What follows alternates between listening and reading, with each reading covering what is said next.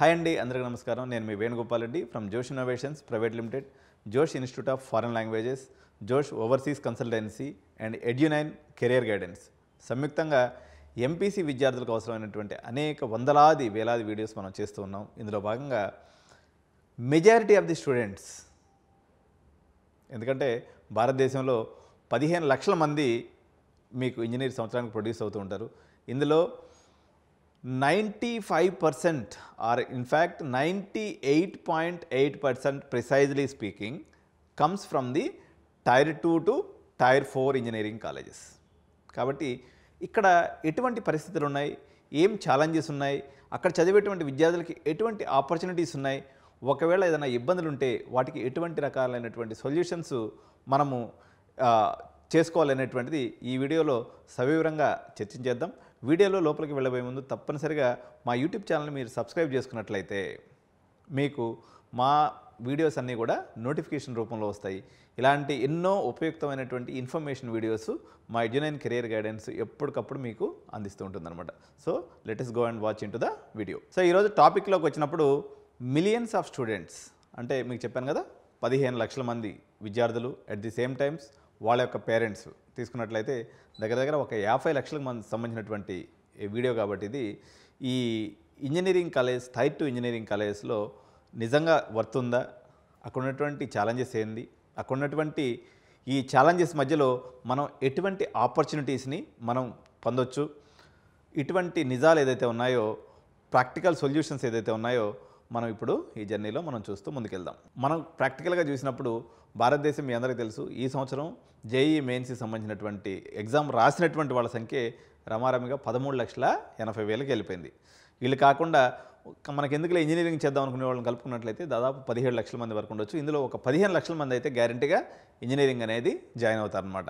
ఒక చేదు నిజం ఏంటి అంటే ఇందులో 7% మాత్రమే నిజమైనటువంటి ఇంజనీరింగ్ జాబ్స్ చేస్తారు. రిమైనింగ్ 93% ఎవరైతే ఉన్నారో వీళ్ళంతా కూడా నాన్ ఇంజనీరింగ్ రోల్స్ అయినటువంటి సేల్స్లోనో, మార్కెటింగ్లోనో, టెలికాలింగ్లోనో, బీపీఓస్లోనో ఇటువంటి దగ్గర చేరి ఏదో జీవనాన్ని కొనసాగిస్తూ ఉంటారనమాట. సో ఎందుకని ఇలా జరుగుతుంది అనేది మనం ఒకసారి ఆలోచించినట్టయితే దీని యొక్క స్టోరీ, దీని యొక్క చరిత్ర మనం తెలుసుకోవాల్సినటువంటి అవసరం ఉంది. ఇంజనీరింగ్ అనేది మనకు 1990లో ఐటీ బూమ్ ఏదైతే వచ్చిందో, పివి నరసింహారావు పీరియడ్లో ఏదైతే ఆర్థిక సంస్కరణలు జరిగినాయో అక్కడి నుంచి మనకి ఐటీ బూమ్ అనేది స్టార్ట్ అయింది.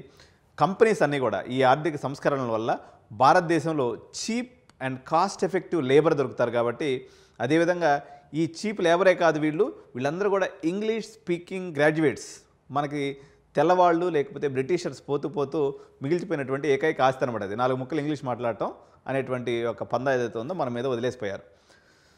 సో ఈ పరిస్థితి వల్ల ఈ ఇంగ్లీష్ స్పీకింగ్ లేబర్ ఇక్కడ తక్కువగా దొరుకుతారు. వీళ్ళందరూ గ్రాడ్యుయేట్స్ అవడం వల్ల వేలాది కంపెనీస్ ఇండియాలోకి రావడం జరిగింది. ఇవన్నీ కూడా ఆ పర్టికులర్ పీరియడ్లో తీసుకున్నప్పుడు మనకి బెంగళూరులో మనకు ప్రధానంగా, అదేవిధంగా పూణే, హైదరాబాద్, అదేవిధంగా లేటర్ పీరియడ్స్లో గురగాంలో ఇవన్నీ కూడా మేజర్గా సెటిల్ అవ్వడం అనేది జరిగింది. సో ఇంజనీర్స్కి అనుకున్నటువంటి డిమాండు ఆ యొక్క పీరియడ్ నుంచి మొదలవడం జరిగింది అనమాట. అంటే దీని యొక్క ఇంజనీరింగ్ యొక్క ఫ్లరిష్మెంట్ ఎప్పటి నుంచి స్టార్ట్ అయింది అనుకున్నప్పుడు మనకు 2000 సంవత్సరం నుంచి దీని యొక్క భూమి అనేది స్టార్ట్ అయిందనమాట. ఇక అప్పటితోతే ఉన్నటువంటి రాజకీయ నాయకులందరూ చిన్న వాళ్ళ దగ్గర నుంచి అందరూ కూడా ప్రైవేట్ ఇంజనీరింగ్ కాలేజెస్ పెట్టడం స్టార్ట్ చేశారు.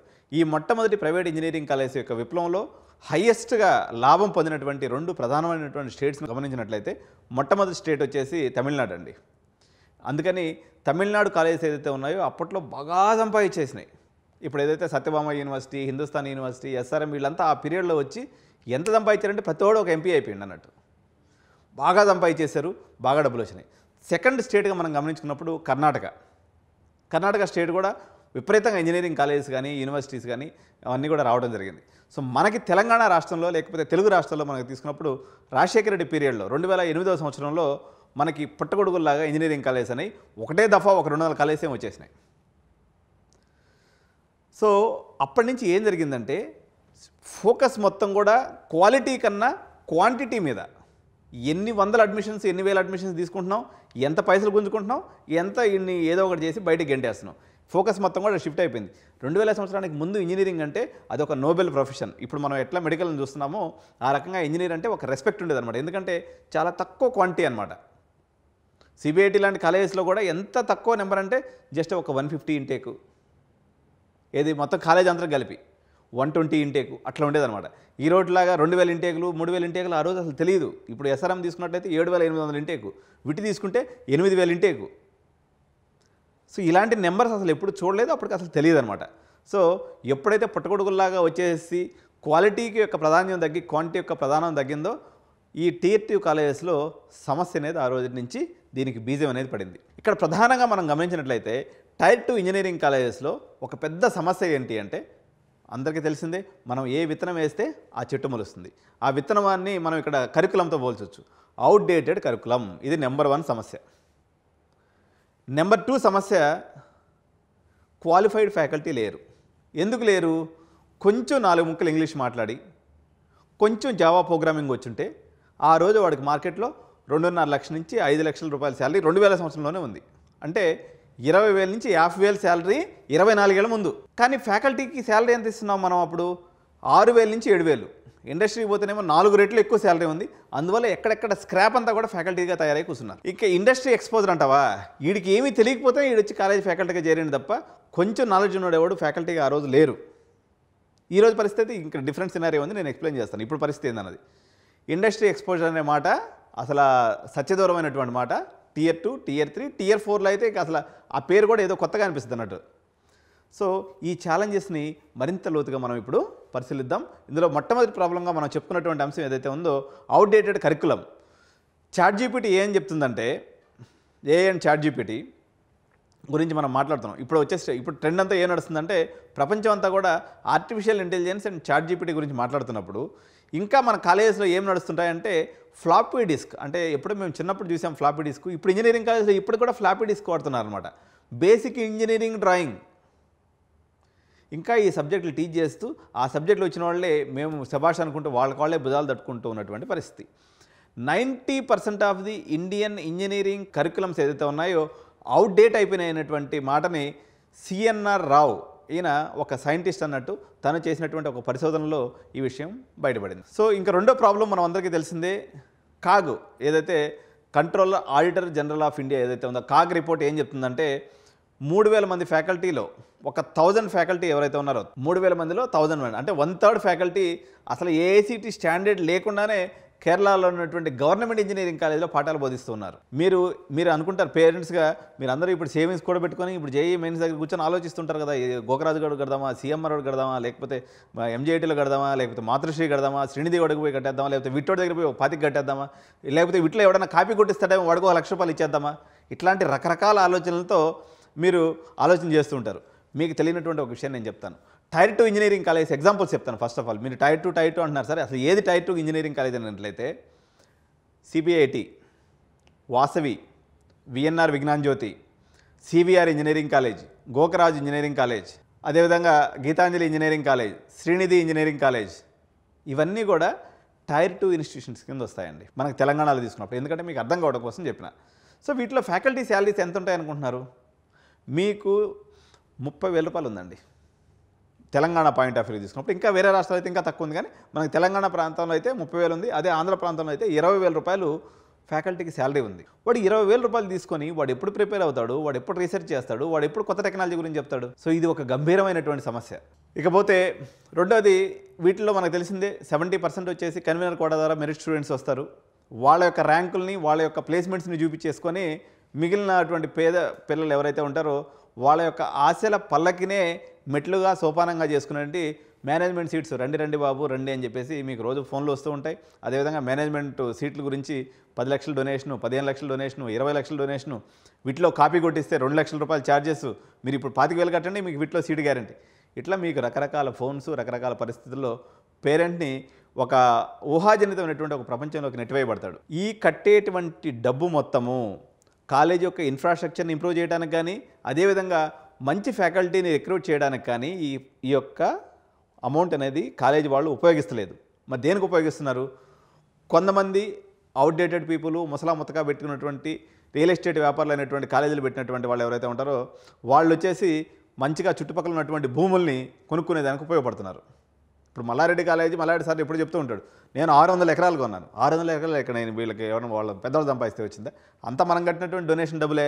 కాలేజ్ ఇన్ఫ్రాస్ట్రక్చర్ చూస్తే బాత్రూంలో కనీసం టిష్యూ పేపర్ ఉండదు, ఆ బాత్రూమ్ మెయింటెనెన్స్ కూడా ఉండదు. ఏ కాలేజీకైనా వెళ్ళండి. సో వాళ్ళు ఫ్యాకల్టీ జీవితంలో మంచి జీతం ఇచ్చి పెట్టుకోవాలని ఆలోచన ఏమైనా చేస్తారా?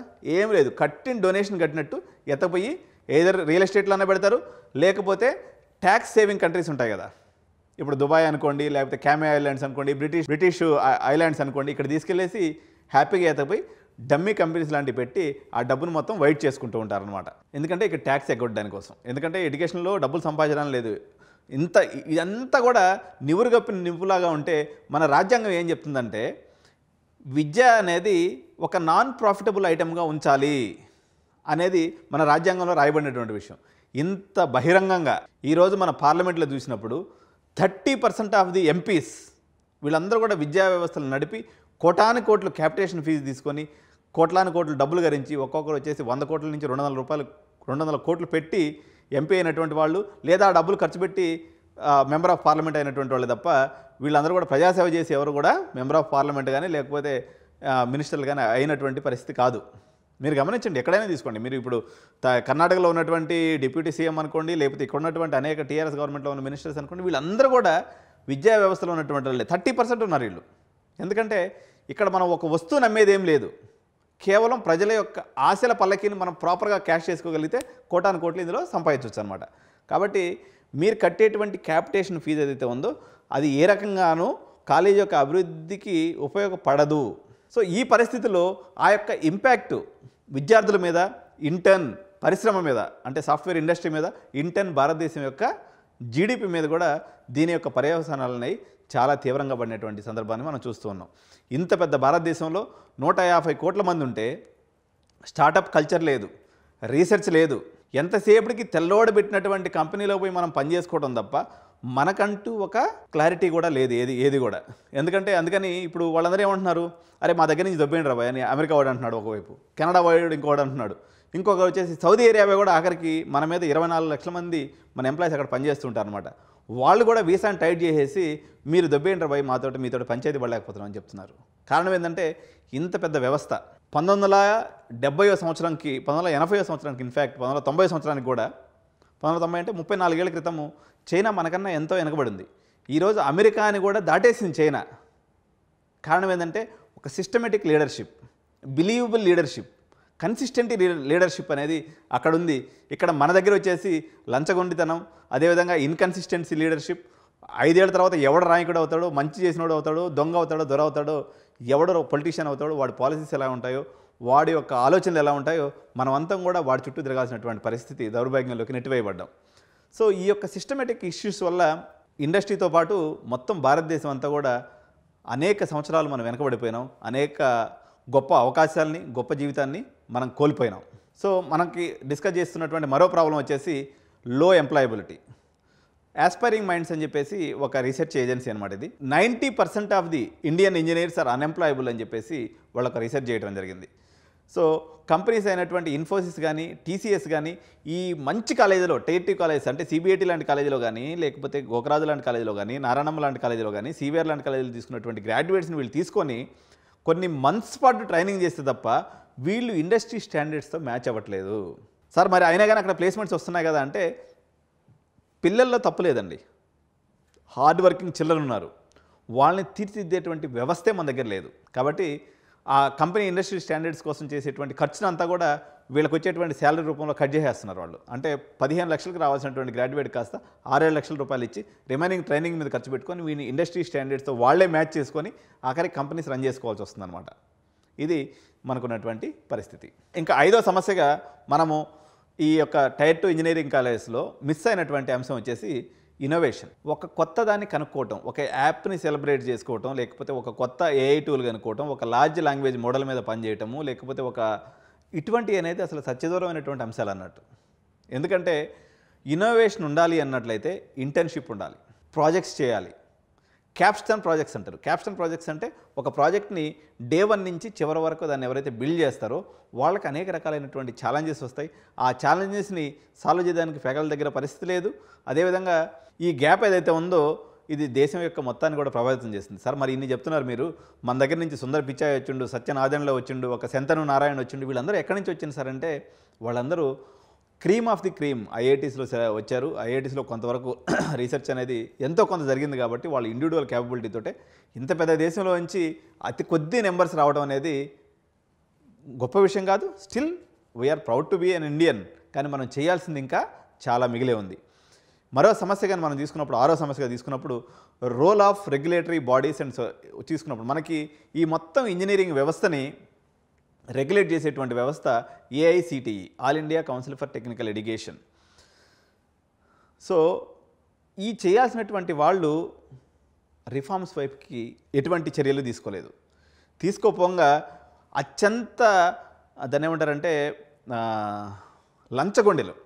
లంచగొండి తిమింగళాలు ఎక్కడున్నాయని అన్నట్లయితే ఏఐసిటీలో ఎన్నిసార్లు ఏసీబీ వాళ్ళు తర్వాత ఈడీ వాళ్ళు రైడ్ చేసి వీళ్ళని పట్టుకుంటూనే ఉంటారు. కానీ వీళ్ళు పైసలు తీసుకుంటారు, పర్మిషన్స్ ఇస్తారు. సో వీళ్ళు కూడా ఎన్ని లక్షల మందిని ప్రొడ్యూస్ చేస్తున్నాము సంవత్సరానికి అనేటువంటి దాని మీద తప్ప ఇండస్ట్రీకి అకాడమిక్కి లింక్ పెడదాము, అదేవిధంగా ఏఐసిటీ యొక్క సిలబస్లో ఏదైతే ఉందో విత్తనం ఏదైతే ఉందో అది ప్రాపర్గా వేద్దాం, కరికులం మీద ఇంత పెద్ద భారతదేశంలో కేవలం ఇంజనీరింగ్ కరికులం తయారు చేయడానికి 1000 మంది ఇండస్ట్రీ నుంచి తీసుకొచ్చి పెట్టి వాళ్ళ మీద కానీ 1000 కోట్లు 500 కోట్లు ఖర్చు పెడితే ఇంత పెద్ద దేశం అంతా బాగుపడిపోతుంది కదండి. ఎవడు తయారు చేస్తున్నాడు కరికులము? 60-70 ఏళ్ళు వాడు కరికులం తయారు చేస్తే వాడు ఎప్పుడో జమానా కాలంలో ముసలోడు అయిపోయి ఉంటాడు. ఆడు చేసే సిలబస్ ఇప్పుడు మనం చదవాలి. ఇప్పుడు బిట్స్ పిలానీ లాంటి వాళ్ళేమో వాళ్ళకి బ్రహ్మాండంగా స్టార్టప్ పాలసీ ఉంది. సో వాళ్ళకి మొత్తం 4 ఇయర్స్లో కంపల్సరీగా 1 ఇయర్ ఇంటర్న్షిప్ అనేది తప్పనిసరిగా తీసుకోవాల్సి ఉంటుంది. అదేవిధంగా వాళ్ళ ఐడియాస్ని ఫార్ములేట్ చేసి కొత్త ఇన్నోవేషన్స్ వైపుకి దూసుకెళ్లేదానికి బిట్స్ పిలానీ లాంటి సంస్థలు పనిచేస్తున్నాయి. కానీ అదే పనిని ఇంత పెద్ద గవర్నమెంట్ ఉండి, ఇంత పెద్ద ఏఐసిటీ వ్యవస్థ ఉండి, ఇన్ని కోట్ల రూపాయలు వాళ్ళకి ఆదాయం వస్తున్నప్పుడు ఒక సిలబస్ ఇత్తనం ప్రాపర్గా వేయడం కోసం ఎందుకు ప్రభుత్వాలు పనిచేయవన్నది $1 మిలియన్ క్వశ్చన్. ఎందుకంటే వీళ్ళు ఆ ప్రయత్నం, వీళ్ళు లంచాలు తినడానికి అలవాటు పడినటువంటి వ్యవస్థలో ఇటువంటి మార్పు వస్తుందని మనం ఆశించడం కూడా పొరపాటే. కాకపోతే మన జాగ్రత్తలో మనం ఉండాలి. ఏం చేయాలనేది నేను ఇప్పుడు చెప్తాను మీకు. ఇప్పుడు కర్ణాటకలో మనం తీసుకున్నప్పుడు మనకు మేనేజ్మెంట్ సీట్స్ అంటూ డైరెక్ట్గా ఉండవండి.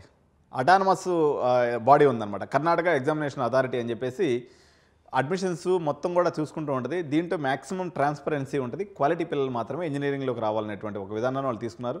మన తెలంగాణలో రేవంత్ అన్న ఈ సంవత్సరం బి కేటగిరీ అన్నింటినీ కూడా సి కేటగిరీ ఆన్లైన్ చేసి మెరిట్ ప్రకారం తీసుకుంటున్నారని చెప్తున్నారు. కానీ మన ఇంజనీరింగ్ కాలేజీల యొక్క లాబింగ్ అనేది చాలా గట్టి వ్యవస్థ. మరి అక్కడ దాకా రాణిస్తారా లేదా అనేది మనం చూడాల్సినటువంటి అంశం. సార్ అన్నీ మీరు బ్యాడ్ విషయాలే చెప్తారు, ఒక్కరోజన్నా కానీ దీంట్లో ఉన్నటువంటి సక్సెస్ స్టోరీ చెప్పారని కొంతమంది నిట్టూరుస్తూ ఉంటారు. లేదండి, ఇన్ని ఛాలెంజెస్ ఉన్నప్పటికీ టైర్ 2 కాలేజెస్లో కూడా సక్సెస్ స్టోరీస్ చాలానే ఉన్నాయి. అనేక సిబిఐటి లాంటి కాలేజీలో చదివి మంచి కంపెనీస్లోకి వెళ్ళి మంచి స్టార్టప్స్ పెట్టి ఉన్నత స్థాయికి వెళ్ళినటువంటి వాళ్ళు, వాసవిలో చదివినటువంటి 30 లక్షల రూపాయలు 40 లక్షల రూపాయలు కొట్టేసేటువంటి స్టూడెంట్స్ కూడా ఉన్నారు. సో వాళ్ళ కాలేజ్ కంట్రిబ్యూషన్ లేదా అంటే ఎంతో కొంత ఉంది, ఉండబట్టే కొంతమంది అయినా కొడుతున్నారు. మనం చేయాల్సిందల్లా ఏం లేదండి, ఇంటర్న్షిప్స్ మీద ఫోకస్ మొత్తం పెట్టాలి, క్యాప్స్టోన్ ప్రాజెక్ట్స్ మీద పెట్టాలి. కంటిన్యూస్గా జరిగేటువంటి ఇన్నోవేషన్స్ని, సిలికాన్ వ్యాలీ ఏదైతే ఉందో వ్యాలీలో జరిగేటువంటి ప్రతి అప్డేట్ని చివరి టైర్ 4 ఇంజనీరింగ్ కాలేజెస్లో ఉన్నటువంటి విద్యార్థికి కూడా తెలియజెప్పేటువంటి అవసరం అయితే మనకుంది. మనకు మొత్తంగా తీసుకున్నప్పుడు ఒక 40% ఆఫ్ ది ఇంజనీరింగ్ గ్రాడ్యుయేట్స్ కొంతవరకు ఇంటర్న్షిప్స్ మీద దృష్టి పెడుతున్నారు. దానివల్ల వాళ్ళకి ఇండస్ట్రీ ఎక్స్పోజర్ కానీ కాలేజీ లైఫ్లో కూడా వస్తుందన్నమాట. ఇంకా కొంతమంది ఏం చేస్తున్నారంటే సెల్ఫ్ లెర్నింగ్. ఈరోజు ఇచ్చేటువంటి యూట్యూబ్ ఛానల్స్ ఏదైతే ఉన్నాయో, కోర్సెరా కానీ, ఉడామీ కానీ, లేకపోతే హ్యాకథాన్స్ ఏదైతే ఉన్నాయో, అంటే హ్యాకర్ ర్యాంకు, హ్యాకర్ ఎర్త్, అదేవిధంగా 33 స్కూల్స్, ఇట్లాంటి ఎన్నో ప్లాట్ఫామ్స్ వచ్చేసినాయి. కాబట్టి ఈరోజు మీరు రిమోట్లో ఉన్నప్పటికి కూడా సక్సెస్కి అవకాశం అనేది ఉంది. సో మీరు టైర్ 2లో వచ్చింది లేకపోతే టైర్ 3లో వచ్చిందని దిగులు పడకుండా ఉన్నటువంటి ఆన్లైన్ ప్లాట్ఫామ్స్, ఉదాహరణకి మీకు ఎంత పెద్ద లేటెస్ట్ టెక్నాలజీలు, సిలికాన్ వ్యాలీలో అట్లా ఒక టెక్నాలజీ వచ్చిందంటే దాని మీద ఒక వీడియో వచ్చేసి ట్రైనింగ్ వీడియో ఉడమీలో అపేర్ అయిపోతుంది. మీ కాస్ట్ ఎంత ఉంటుంది అనుకుంటున్నారు? 2000, 3000, 4000, 500 నుంచి కూడా స్టార్ట్ అవుతుంది. What you have to do, faculty ఏం చేయాలంటే అట్లీస్ట్ ఆ పిల్లలకి ఆ ఎక్స్పోజర్ ఇవ్వాలి, దాన్ని చదువుకునే రకంగా వాళ్ళు మోటివేట్ చేయాలి.